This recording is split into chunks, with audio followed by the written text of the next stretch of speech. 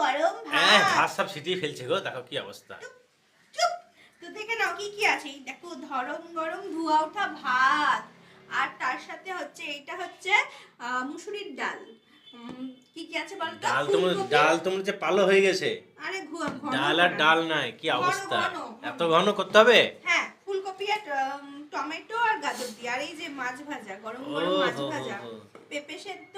আর তোমাদের দাদাভাইকে অনেকদিন ধরে বলছিলাম একটু মাছের তেল আনতে, সেটা এনেছে, সেটা করেছি।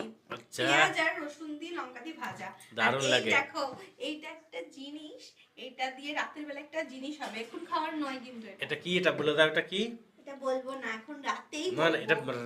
রাতে দিয়ে এটা কি দিয়ে না, বানাবে সেটা রাতেই বলবা। বলবো। এখন এটা বলবে না? ফুলকপি গ্রেট করে ওটাকে একটা মশলা পুর বানিয়ে রেখেছি, দিয়ে রাতের তো বেলা এটা কি, এটা দিয়ে কি হবে সেটা জানতে গেলে পরে ভিডিওটা দেখতে হবে তোমাদেরকে হ্যাঁ, অবশ্যই। হ্যাঁ। তো চলো পরে ভিডিওটা দেখার জন্য অনুরোধ রইলো।